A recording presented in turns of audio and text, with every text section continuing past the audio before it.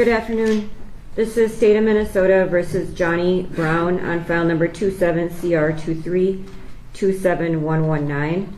Appearances for the record, please. Good afternoon, Your Honor. Aaron Lutz and Jacqueline Perez appearing on behalf of the state. Good afternoon, Your Honor. Chelsea Knutson and Anwin Parrott. We are appearing on behalf of Johnny Leroy Brown. He is present. And good afternoon, Mr. Brown. Good afternoon. We're here for sentencing today. I have received and reviewed the binder of the memories and victim impact submitted by the state, as well as the letters submitted by Patty Lynch and Sarah Torlane for victim impact. It's my understanding the state has additional victim impact to present in court today. That's correct, Your Honor. We have 3 oral victim impact statements to present. All right, go ahead in whichever order you choose. Thank you. Your Honor, the first statement is a statement written by Ms. Joy Moore. It will be read by the victim advocate, Ms. Chandra Stamper.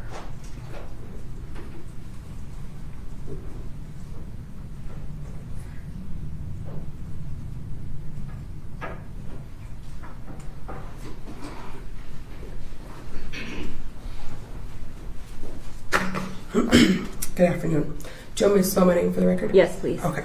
SHAUNDRASTAMPER. Lives were changed for the better as soon as she was born. She has been destined for greatness. She wasn't just a cousin to me. She is my whole foundation. A sister, my firstborn's godmother, and auntie and cousin. Johnny Brown took Keisha from not just me, but my baby and the entire family. My sister would call and check on me just for the sake of it. December 17th, 2023 was when my heart broke. Having your birthday twin stripped from you in such a brutal way, it pains me that her murderer is still in this world while she's the one that's gone. Sorry to the family, Keisha, and myself. Thank you. Ms. Lutz? Your Honor, the second statement will be read by Ms. Keena Johnson, who is on the Zoom link. All right, Ms. Johnson, go ahead and unmute yourself. And please start with saying and spelling your name, and then go ahead with your statement.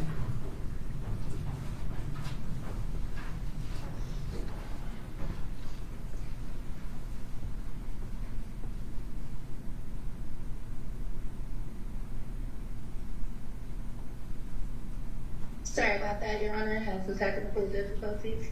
My name is Keena Johnson. That's KenaJohnson.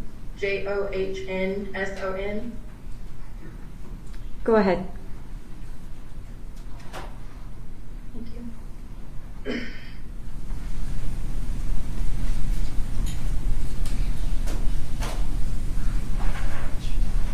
Since December 17th, 2023, I thought about what I say on this day. It's hard to articulate or express and even think about Johnny killing my sister senselessly and mercilessly. It's hard to express what it's like to be infiltrated, tricked, and deceived by someone that my children and the children in our family called uncle, and my sister called a partner, a lover, and a significant other. My children suffer from night terrors and terrible anxieties. They live in a constant mental state where they're concerned that Johnny is going to hurt them. I had to leave Minnesota because I was suffering from flashbacks and I was unable to drive through my own city. In an area of which I have so many memories connected to with my sister Keisha. I wish that I could say that this was individual to myself, but this goes for my brother, my aunts, uncles, cousins, and friends. Our mother who has lost her child, and most painfully her children who have lost their mother at a point in their life where they needed her so much. I wouldn't expect Johnny to consider what Keisha meant to my children and this family, because only a person with value, morals, and substance can comprehend what it means to be loved in the fashion that Keisha was loved. Throughout this trial, you have heard the word legacy, because my sister was selfless. She didn't want to create a better life for herself. She wanted to create a better family and a better place for this family and for her friends. She wanted to be known for making the world a better place. Even in murdering Keisha, Johnny Brown could never stop what Keisha Moore was. My sister's soul can rest now knowing that he can never hurt another woman again. If she saves just one woman, she has changed the world. That was her purpose, and her purpose has still been fulfilled. Our family can grieve now, knowing that Johnny has to face his treacherous, horrendous crimes.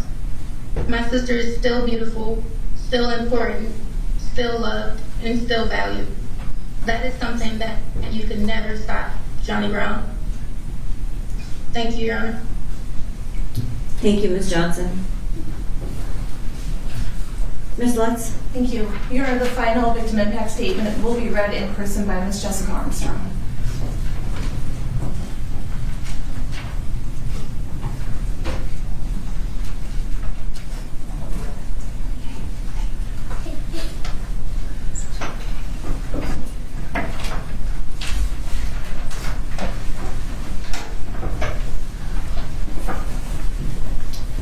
Good afternoon.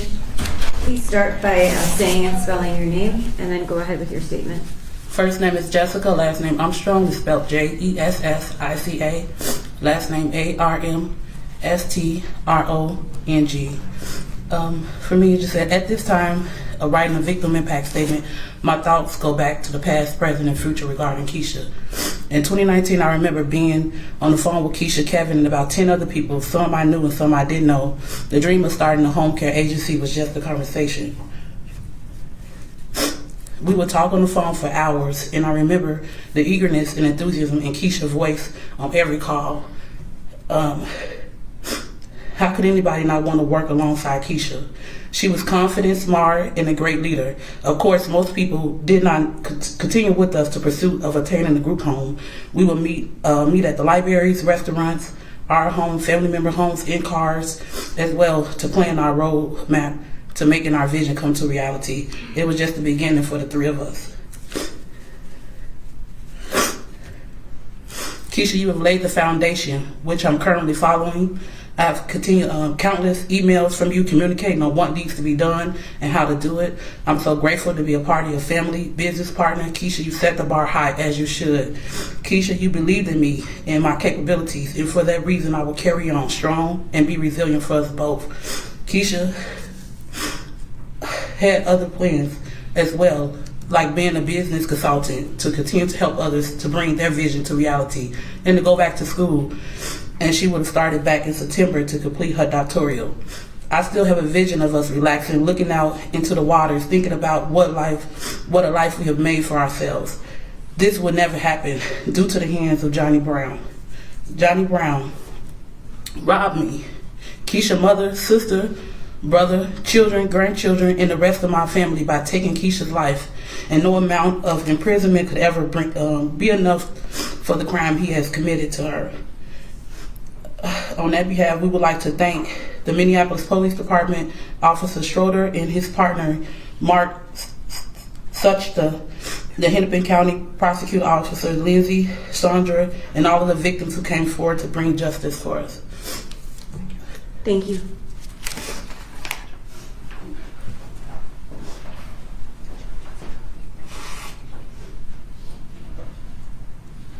And thank you for being here and providing your statements in court today. Ms. Lutz, regarding sentencing? Thank you. Your Honor, the state could not provide better words to explain the loss that the Moore family is feeling with the loss of Keisha Moore. We are glad that today we are here for sentencing, and the family can at least close the court chapter of this process in their grief. With respect to sentencing, Your Honor, we are asking that you enter a conviction and sentence the defendant on count 4 first, a prohibited person in possession of a firearm, as that crime would have occurred first in time. We're asking that Your Honor find the Blakely factor related to prohibited person, and that the defendant is a third violent offender. Under Minnesota Statute 609-1095, the court at sentencing finds that the defendant has 2 prior convictions for violent offenses, In this case, these are the assault in the second degree and the federal prohibited person in possession of a firearm convictions. The certified copies, of course, were entered as exhibits during the course of the trial. The jury found in the Blakely proceeding that the defendant was a danger to public safety, which does allow the court to increase the sentence on the prohibited person charge. We are asking that the court sentence him to the statutory maximum sentence for prohibited person in possession of a firearm, which is 15 years. The other 3 counts, as Your Honor knows, all relate to the death of Ms. Moore. We're asking that the court enter the conviction on count 1, murder in the first degree, and enter the statutory mandatory sentence of life with the possibility of parole after 30 actual years served. We're asking that the court not enter the convictions as to counts 2 and 3, the murder in the second degree counts, but recognize the jury's verdicts of guilty on that and find the underlying aggravating factors that apply to those. The first being that the defendant has a prior conviction that resulted in injury.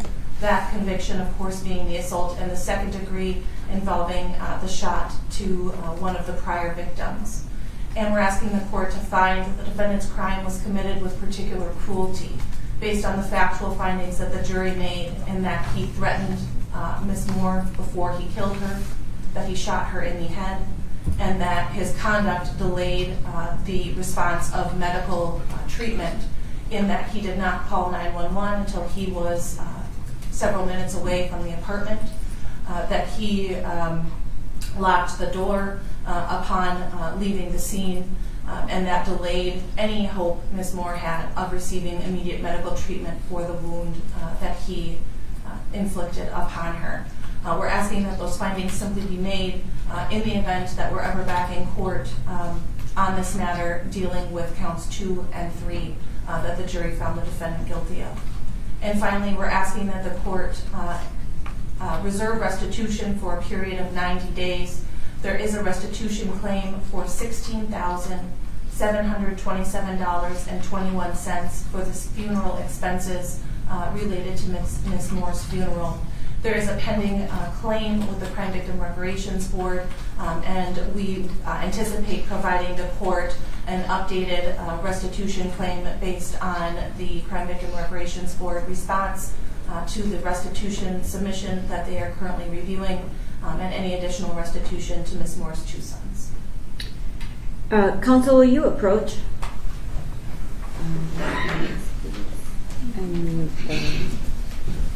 The Zoom and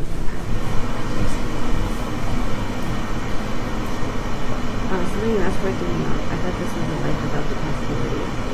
It's life with, only without his premeditated. So Do you want the statute for that? Yeah. Okay, give me just a second. Sure.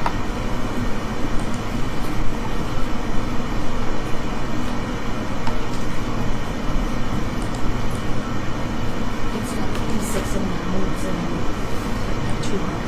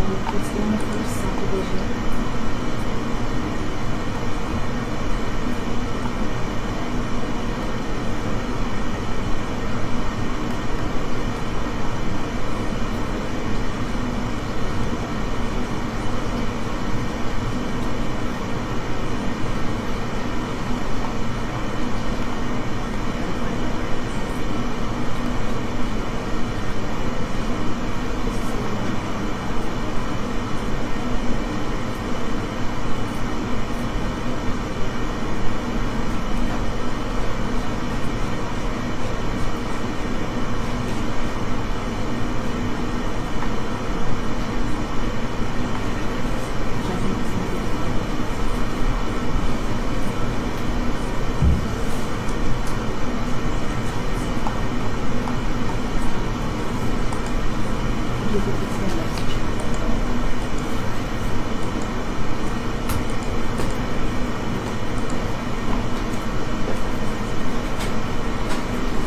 Sorry, I said the wrong one.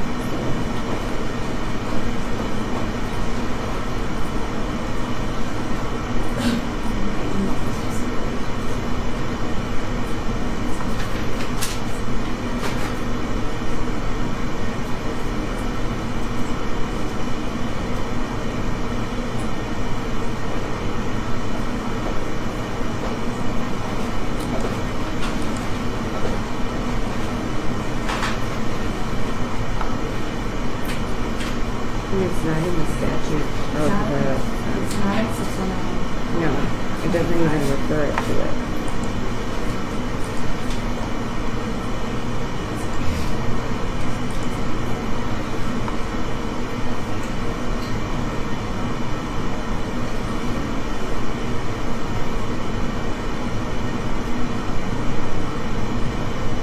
Oh, this is that statute. Oh, no. 244.5, subdivision 4.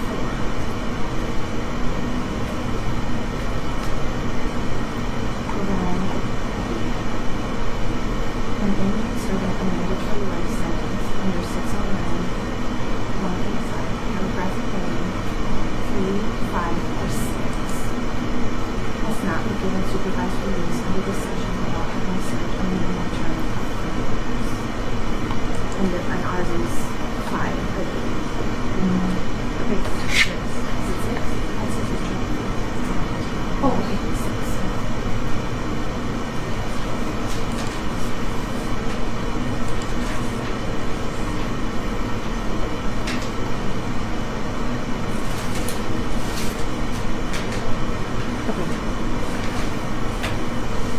Thank you.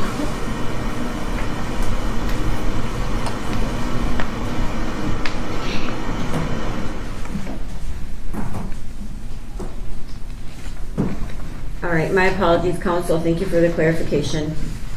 Ms. Knudsen? Thank you, Your Honor.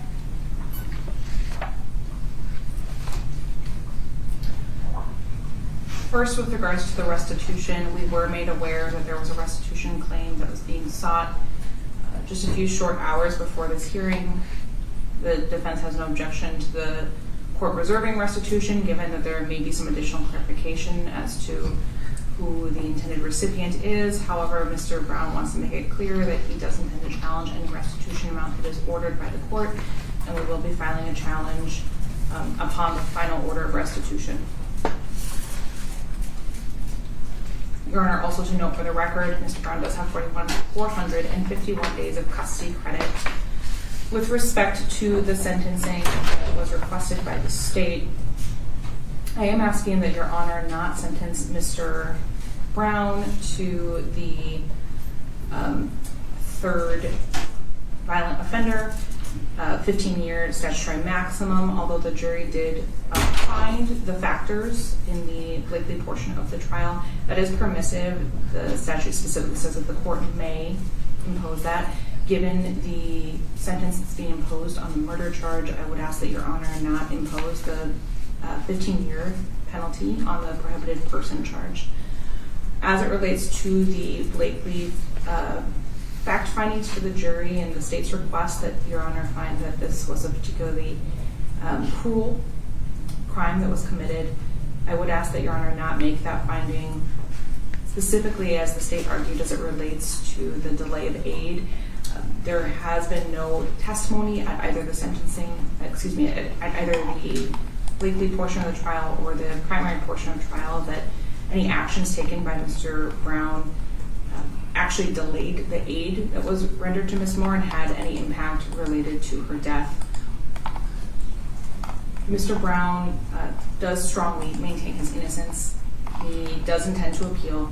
I know he's felt very frustrated throughout this process, throughout this trial, and he intends to pursue those through his appellate rights.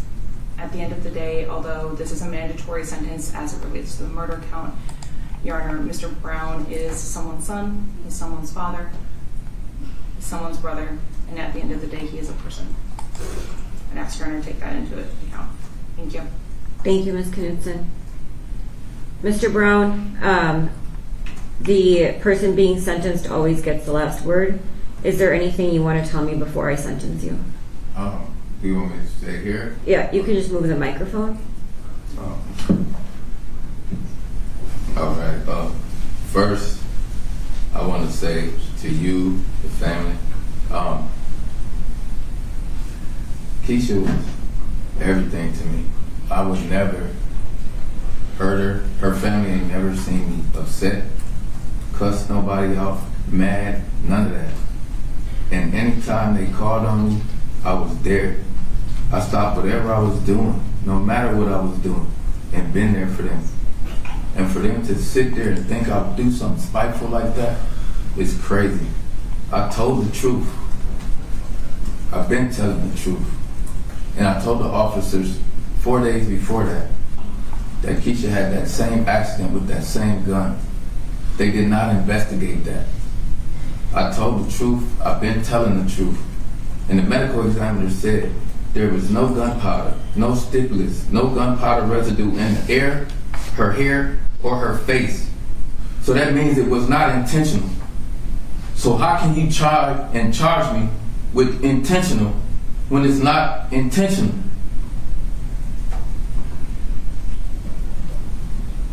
This state hasn't been fair to a lot of people. Thomas Rose, for one, who was accused of killing his own wife, who told the truth since day one, but had deceptive officers investigate and made up stuff. And he has now been out of prison, but he served from 96 to 2023, all because he told the truth, but because deceptive officers got involved. Cassandra Black Elk, who was accused of killing her own child in 2022, and she too was freed because they concealed evidence in her case. Marvin Haynes and my friend, who was also wrongly convicted of killing Harry Shearer of the flower shop in North Minneapolis in 2004. Again, officers, prosecutors, keeping exculpatory evidence, clearing people's name when they know that they're innocent is wrong. So you see, it's not just in Minnesota, it's not in North Dakota, South Dakota, it's all over the world. I'll be back on appeal, and when my conviction comes back overturned, I want everybody that looked down on me, that said something foul about me, y'all don't know what happened that Sunday. I do. And I know she pulled a gun on me. And I tried to retreat. And I tried to get away from that. She had it in her mind to take my life and her life. That wasn't in my plans. I'm not finna let it happen. So if I gotta go to jail for protecting myself, then this system is for failure. And one last thing, I'm the only man inside this circle. Where have you ever seen that in a court where there's 2 female prosecutors, 2 female attorneys, and 1 female judge? I told my team from the beginning, since day 1, that this trial was not fair. This trial ain't been fair. I've been sitting here for protecting myself. That's all I gotta say. Thank you, Mr. Brown. First, I'll start with count 4. Pursuant to Minnesota Statute 609.1095, Subdivision 2, I do make the finding that Mr. Brown has 2 or more convictions for a violent crime, specifically the assault in the 2nd degree from 2001 and the prohibited person in possession of a firearm from 2007 federal conviction. In addition, the jury determined that Mr. Brown is a danger to public safety. For those reasons, the elements of 609.1095 Subdivision 2 have been satisfied. With regard to count 4 then, your sentence, Mr. Brown, is 180 months, which is 15 years. You've got credit for 451 days already served. This sentence is an upward durational departure of the Minnesota sentencing guidelines pursuant to the statute that I just cited. As with all felony convictions, you need to submit a DNA sample and are ineligible to possess any firearms, ammunition, or explosives. With regard to count 1, murder in the first degree, your sentence is a term of life imprisonment. You have the possibility of parole after 30 years. You have credit for 451 days already served. This sentence will run concurrently to count 4. I'm reserving restitution for a period of 90 days. However, I understand there may be a request to extend that time, which I will consider if and when that request is received, depending on the reimbursement. With regards to count 2 and 3, the guilty verdict is entered, as well as I am making the finding pursuant to the factual findings made by the jury that the victim was treated with particular cruelty for failing to render aid. However, pursuant to Minnesota Statute 609.04, there is no conviction. And why I'm saying this? Because we know that our America's taxpayer money is using for another issues like UN quota or something else. So why have give or taxes money to other issues that are not very much important, I think, because you think that there is no war or something, because Europe have to sorry, UK or Europe, something other countries have their own military power something, and they have to ready and prepare from the other enemies. They have to prepare themselves, because I don't think that it's a good decision for America, because why they have capable, how much time US will give security them, because there's a lot of money needed. So I think it's a very bad decision, and that providing money, giving money from UN and other issues. So it's a very good decision by Donald Trump that US only focus on development or make America great again. So it's a very good decision from Donald Trump, and I think America will go better and better. Okay, from of the US, of the presidency of Donald Trump. So I am very happy for that and the decision. And if I talk about Russia-Ukraine war, so basically the point of Donald Trump is very agree.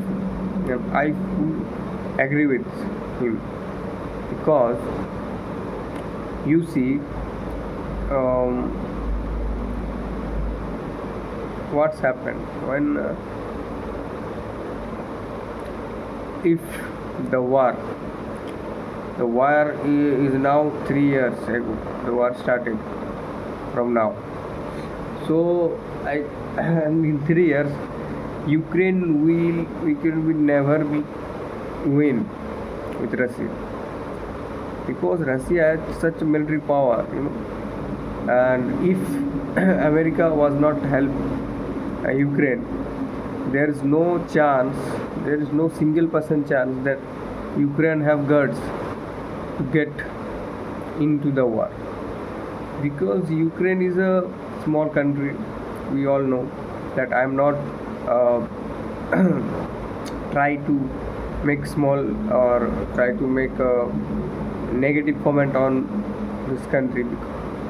But we all know that Ukraine's military power is so. As you know, Donald Trump said that if if Zelensky was accept that what Russia says and not try to join NATO, then the war no started, and it's fact. Because if Zelensky or not think that they will join NATO, then all the issues will not happen. Has not happened. Because then Russia never attacked on Ukraine. So that's why. So that's the thing I'm talking about. Because I don't think that at the first time, at the beginning, I don't think that Ukraine really need to join NATO. And why I'm saying that? Because of there's no war. Then okay, initially time when like 2020 or 2021, there's no war happening. No war happening. So why Zelensky are,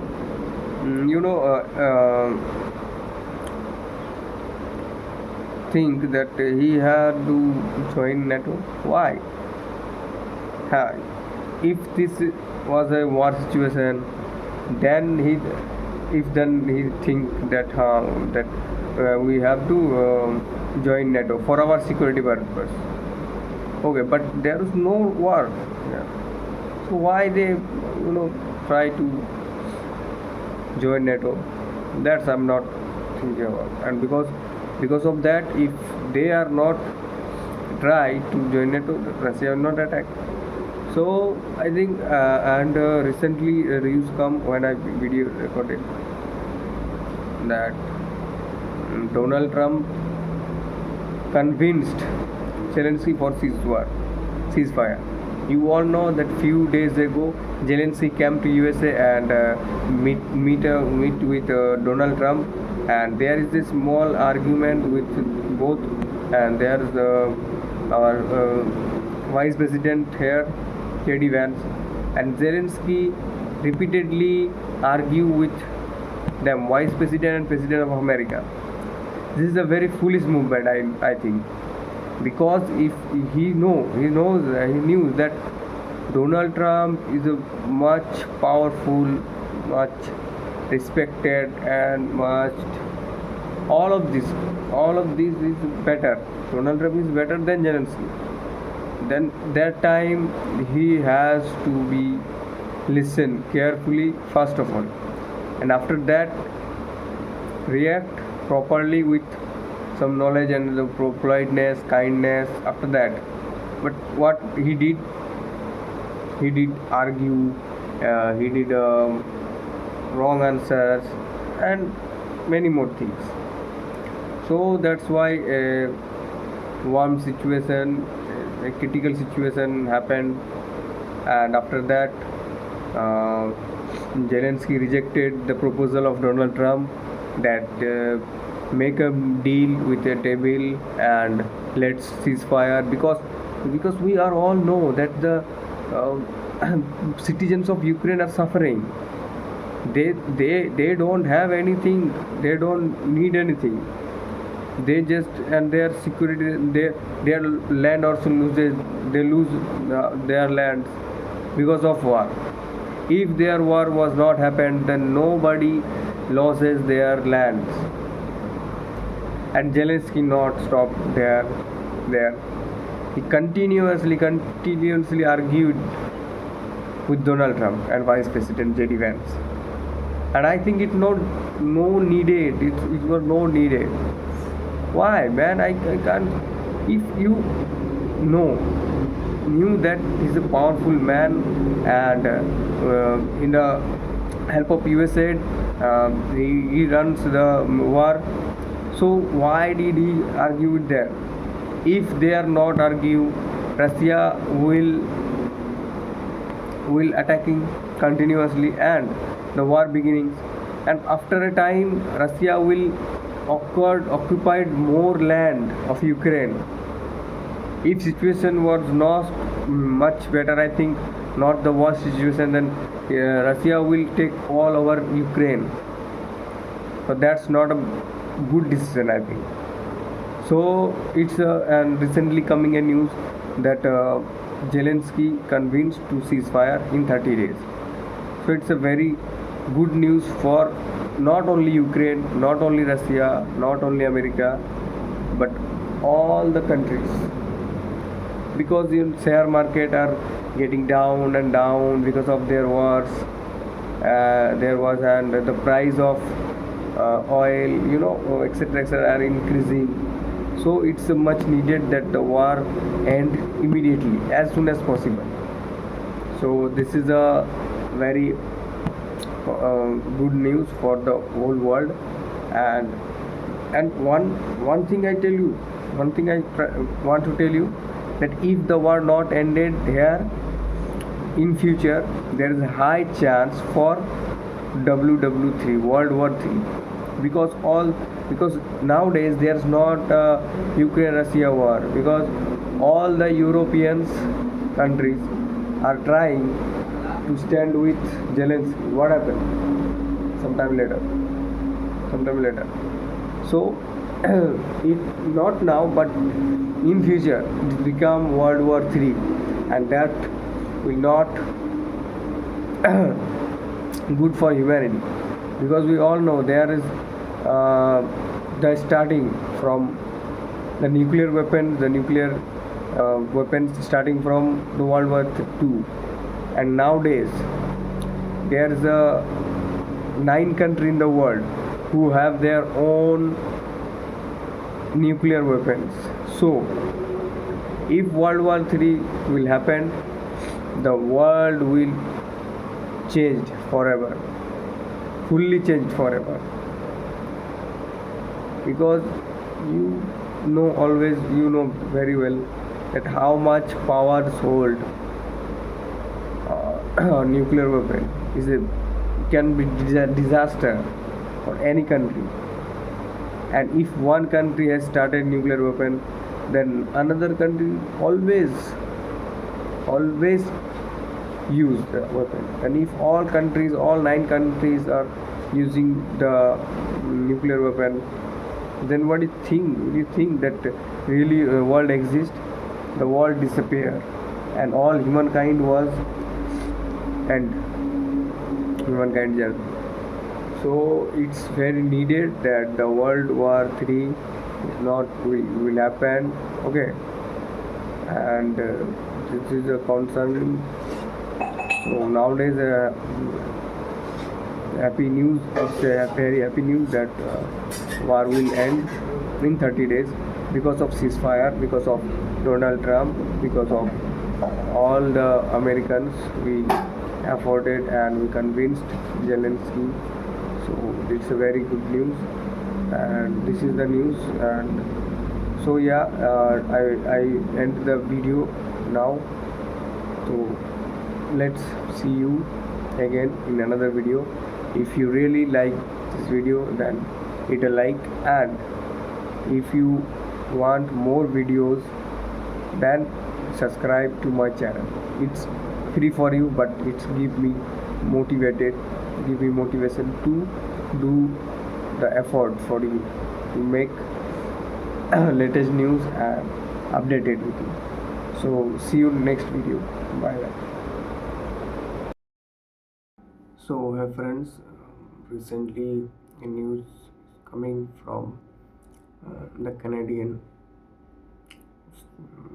peoples that they are unhappy with the tariffs imposed by Donald Trump.